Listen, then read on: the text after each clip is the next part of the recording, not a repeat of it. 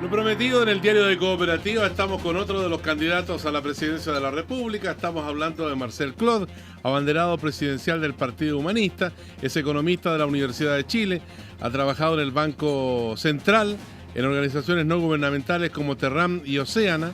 En los años 90 tuvo un paso por el PPD, partido al que renunció con el argumento de diferencias irreconciliables. En marzo de este año, el Partido Humanista lo proclamó como su abanderado presidencial para conocer sus propuestas y posturas en varios aspectos de la vida nacional que hoy día importan muchísimo.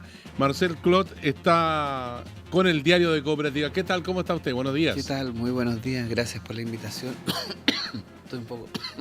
Tengo un poco de tos. No es el único. ¿Cómo está, señor Clot? Buen día. Muy bien, muchas gracias. Bueno, usted está invitado mañana al Congreso Pleno, donde el presidente de la República va a dar cuenta de la marcha política, administrativa, económica, en fin, del país. Así es. ¿Ya tiene claro dónde se va a sentar? Sí, le asignan a uno una silla, digamos, con nombre. ¿Va a ir? ¿Sí? Lo estamos pensando. ¿De qué depende? Bueno, depende fundamentalmente de la conveniencia política de dónde debe uno estar, digamos. La verdad es que mi opción es marchar mañana con los estudiantes, con las organizaciones sociales y con los trabajadores. Esa es la primera opción, digamos. Pero siempre hay cosas de carácter político ahí que hay que evaluar. Pero yo creo que vamos a marchar con los estudiantes. Hablando de evaluaciones, el gobierno dice que ha cumplido el 80% de su programa, que ha sido exitoso en el plano económico, hay pleno empleo, la situación del país en este momento de una excelente salud económica. ¿Cuál es la mirada que tiene usted? Lo que pasa es que nosotros, cuando miramos la cuestión política, hay dos maneras de analizar esto. Uno es en función de esto de como indicadores, ¿no? 80% cumplimiento, si hizo tal o cual cosa. Pero desde la perspectiva nuestra y desde lo que significa la comprensión de la política como la expresión de la soberanía ciudadana, de la voluntad popular, yo creo que en realidad no es muy conveniente hacer este análisis de porcentaje. A nosotros nos parece claro decir que este ha sido un gobierno que no ha respondido de manera importante, de manera significativa y de manera honesta la voluntad mayoritaria de los chilenos, por ejemplo en materia de educación. Hace 3 años que el movimiento estudiantil viene exigiendo transformaciones profundas en lo que significa el cómo educamos a nuestros hijos. Y la cuestión fundamental es que la educación sea entendida como un derecho, no como un número y cantidad de estudiantes que se educan en el sistema primario, secundario y universitario. Nos interesa avanzar hacia una sociedad donde exista la educación, donde se entienda la educación como un derecho. Y eso es... Desde el gobierno le podrían decir que hay proyectos de ley que están enviados al Congreso y que tienden a eso, que se hizo una reforma tributaria que también entrega todos sus recursos a la educación, pero que se han acogido demandas de los estudiantes. Bueno, pero la reforma tributaria no fue una reforma tributaria. En realidad incluso fue una reforma que benefició a los sectores más ricos del país. No hubo un cambio importante a nivel, por ejemplo, de evitar toda la evasión tributaria que hace la gran empresa. Sigue existiendo el crédito tributario que les permite a los dueños de las empresas descontar de sus ingresos personales los impuestos que pagan sus empresas. O sea, sigue siendo posible en Chile que las empresas no paguen impuestos. Todavía existe esto del Fondo de Utilidades Tributarias, que es en el fondo una cantidad de dinero que no tributa. En el fondo no es tributable. ¿En un gobierno suyo habría una nueva reforma tributaria más profunda? Bueno, nosotros hemos planteado eso, digamos, que necesariamente tiene que haber una profunda reforma tributaria que descanse el esfuerzo de la recaudación fiscal en las grandes empresas, en quienes ganan más ingresos, y no hoy día que es fundamentalmente en el IVA. El 50% de la recaudación tributaria viene del IVA, que ni siquiera lo pagan las empresas, lo pagan las personas. Entonces, no ha habido una reforma tributaria significativa, contundente, que permita equilibrar las desigualdades, porque los impuestos, entre otras cosas, sirven para que las desigualdades disminuyan. Cuando aquellos que pagan más ingresos, aquellos que ganan más ingresos, pagan más impuestos, terminan generando una diferencia entre los más ricos y los más pobres menor, ¿te fijas? Y por el otro lado, en materia de derecho a la educación, no está consagrado. Siguen habiendo universidades que lucran, y esta famosa superintendencia, que es como el gran chichecito que ha planteado el gobierno, a lo único que apunta es a fiscalizar un mercado, a regular un mercado. Y lo que aquí se trata es que entendamos por una vez y de alguna vez por todas que la educación no puede ser sujeta a la lógica del lucro. Hoy día educarse en Chile, uno no es estudiante, es un cliente. Entonces se habla de que, bueno, hay más gente que tiene acceso a la educación.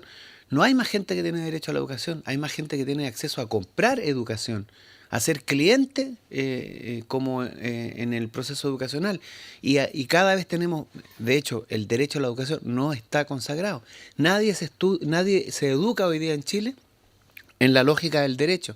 Entonces tú lo único que haces es comprar y vender títulos universitarios o comprar o vender licencia secundaria. Eso es lo que ocurre hoy día en Chile y fundamentalmente acá el cambio que se está pidiendo es un cambio en la mentalidad, en la forma como entendemos la educación, la salud, la vivienda, que son derechos, no son negocios. Y este señor Piñera y su gobierno, más los gobiernos de la Concertación, lo que han hecho siempre es legitimar la lógica del lucro, del negocio y de la acumulación de capital. Está claro, señor Clod, que usted está planteando un cambio de la mirada ideológica a cómo se enfrenta el fenómeno de la educación en Chile.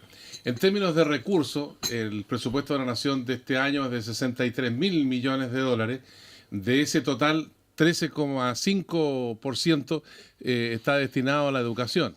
Usted dice que para mejorar la calidad de la educación y ampliar también la gratuidad de la educación en todos sus niveles, es necesario recaudar más. Entonces yo le pregunto, ¿cuánto es necesario recaudar acerca de los impuestos a los más ricos del país para poder llevar a cabo un proyecto que usted pretende implementar en su eventual gobierno? Yo creo que el aumento a nivel de la educación debería ser por lo menos un 80% más de lo que hoy día se está gastando en educación.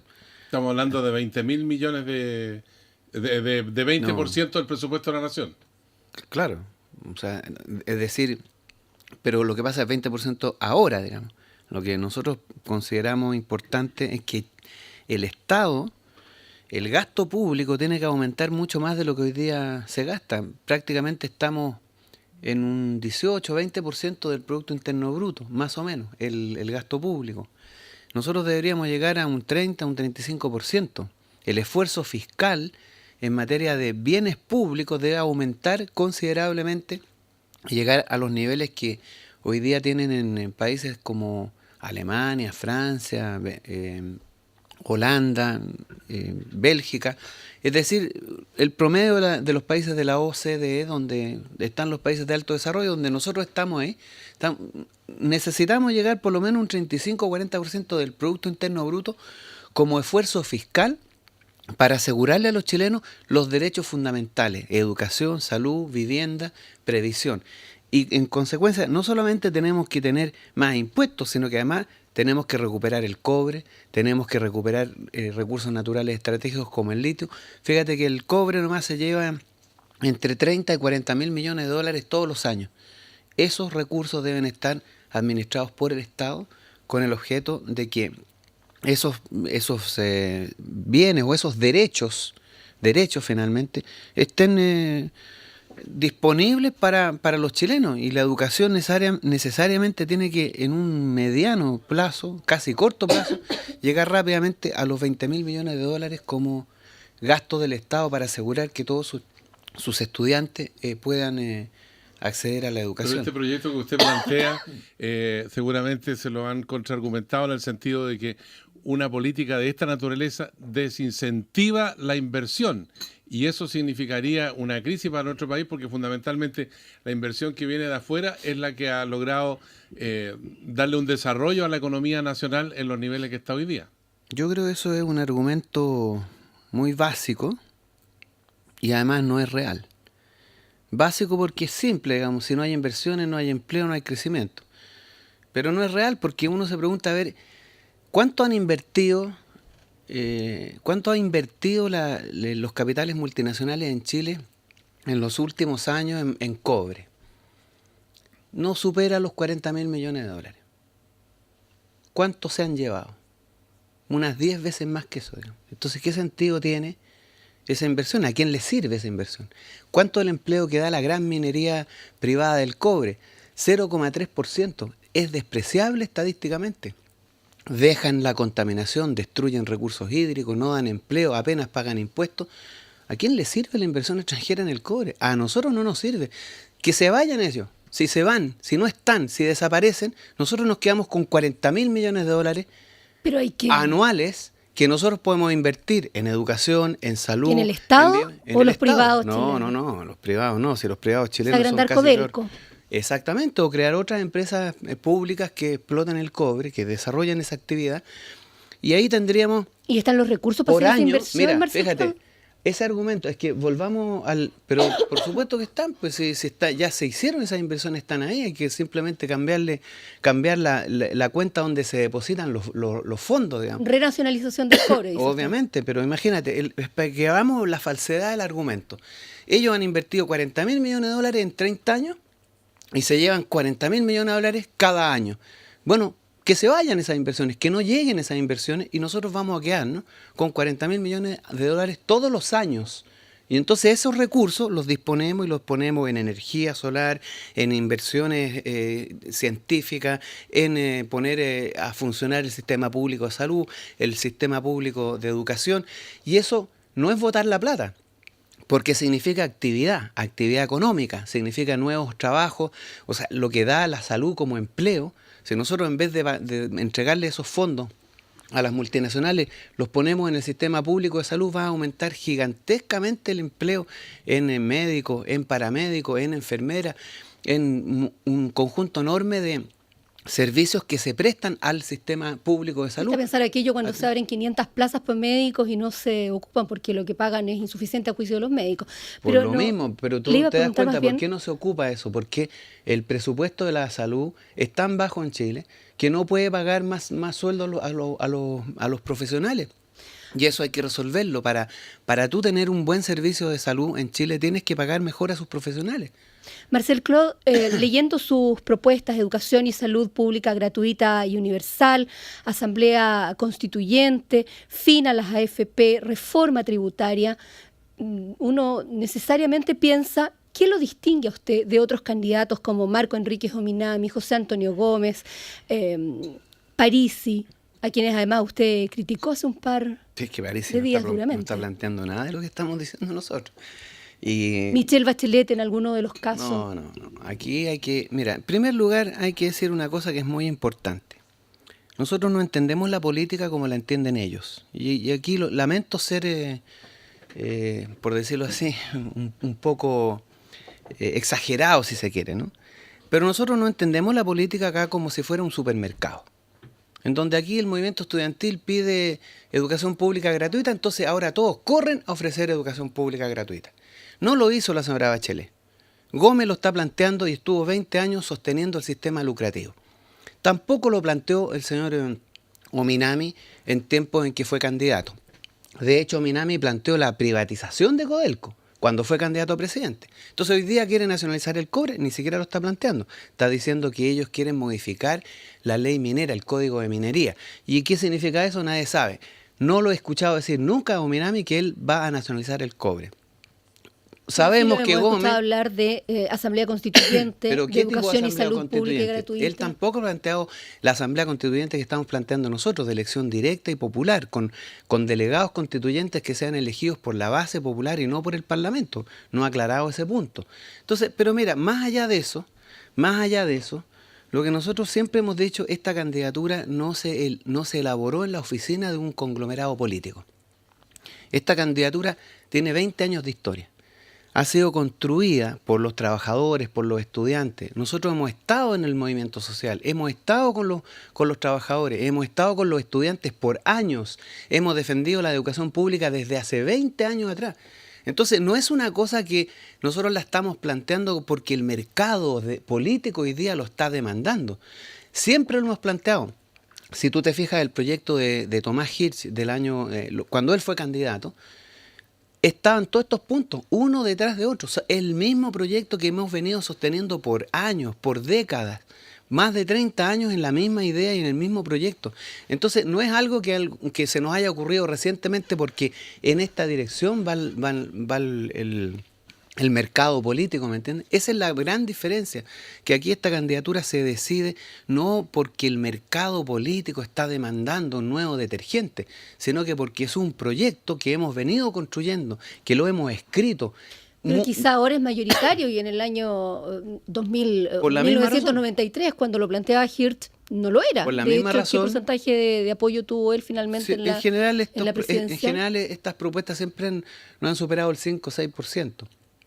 Ese es el dato. Pero claro, porque hoy es mayoritario que ellos lo plantean, pero esa es la cuestión central. O sea, cuando la gente pide privatización, o sea, si yo soy un político honesto, consistente y coherente, o sea, no voy a proponer mañana privatización de Codelco porque el mercado lo pide y después voy a pedir nacionalización de Codelco. Si yo soy un político consistente y coherente, siempre voy a estar de acuerdo con que Codelco tiene que ser una empresa nacionalizada de los chilenos y no depende de los vientos en que yo voy a plantear tal o cual propuesta. Aquí no son los vientos que deciden esta candidatura ni sus contenidos. Es un compromiso ideológico, político, con la voluntad y las aspiraciones de esos sectores en que nosotros estamos metidos, ni siquiera representamos.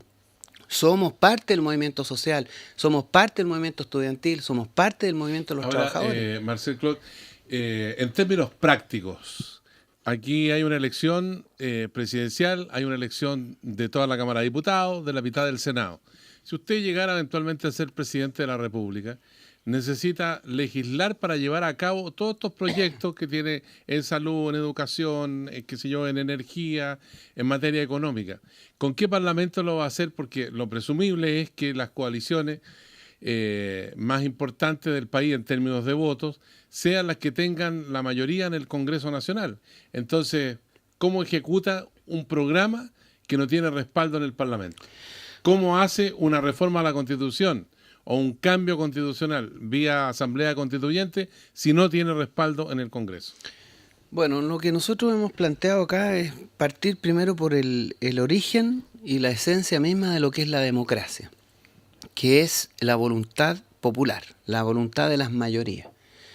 Y por eso nosotros hemos planteado... La única canalización para esa voluntad popular son las elecciones, las municipales, parlamentarias, no necesariamente. Porque ahí se toman las decisiones finales. Sí, yo sé. Por eso que nosotros decimos lo siguiente. Aquí lo que nosotros tenemos que poner en marcha es un proceso donde se va instalando progresivamente el poder constituyente.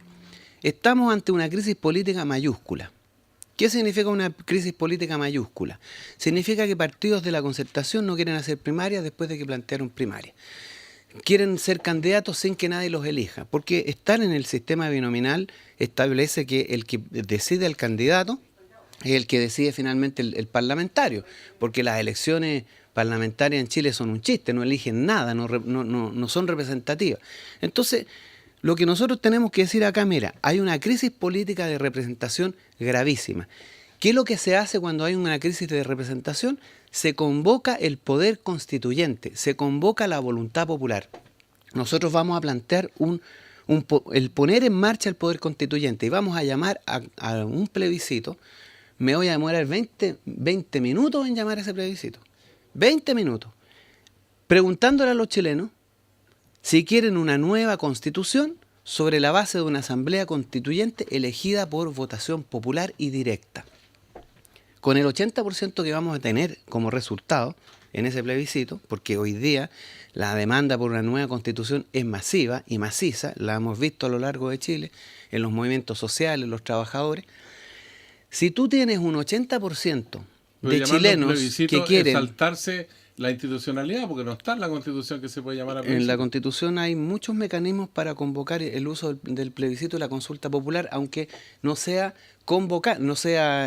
vinculante. Da lo mismo que sea vinculante. ¿Qué importa que sea vinculante? ¿Por qué tiene que ser vinculante? ¿Por qué un señor como Jaime Guzmán, que ya no está presente entre nosotros, hizo una constitución? Nosotros tenemos que vivir de acuerdo a la constitución que hizo este señor, que se hizo en dictadura, en un sistema con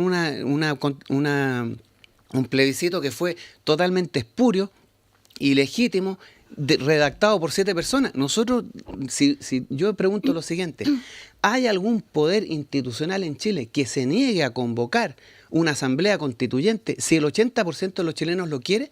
Esa es la pregunta, porque finalmente, si somos honestos y somos consistentes, la base del poder en una democracia es la voluntad popular. Y si la voluntad popular en Chile dice 80% queremos una asamblea constituyente de elección popular, ¿puede el Parlamento ilegítimo, que no tiene ninguna representación, elegido en un sistema que no da cuenta de la mayoría de la voluntad popular, puede negarse a convocar una asamblea constituyente? Pero es más, nosotros decimos lo siguiente: vamos a llamar a esa asamblea constituyente, pero también estamos convocando al pueblo de Chile a que se manifieste, a que marche por las calles, a que se reúna en sus centros de estudiantes, en sus centros de trabajadores, exigiendo, redactando declaraciones, pidiéndole a las instituciones políticas que pongan en marcha el poder constituyente. Eso es lo que estamos planteando nosotros, poniendo una reforma política que no se puede hoy día soslayar.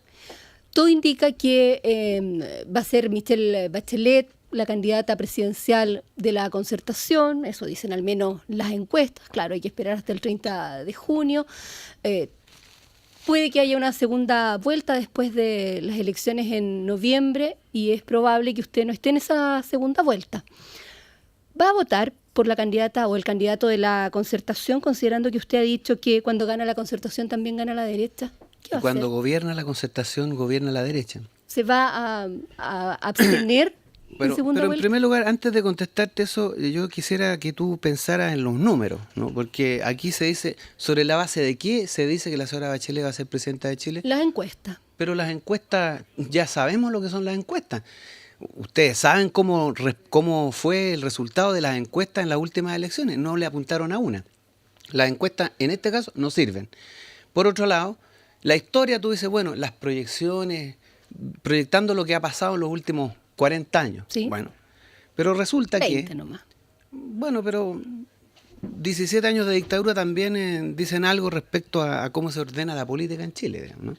Ahora, aquí hay 7 millones de chilenos, porque esa es la pregunta que yo me hago. ¿Cómo pueden decir, con qué facilidad pueden decir que esto va a ser como tú lo has planteado, cuando hay 7 millones de chilenos que no va a votar por la señora Bachelet ni por el señor Alamán o Longueira bajo ninguna circunstancia? La pregunta que le puedo hacer es exactamente la misma. ¿Cómo usted puede decir que 7 millones de chilenos no van a votar ni por el señor Longueira, ni Alamán, ni Bachelet, ni Orrego? Es que veamos las cosas como son, ¿no? Hay 7 millones de chilenos que no va a votar por la Alianza ni por la Concertación, bajo ninguna circunstancia.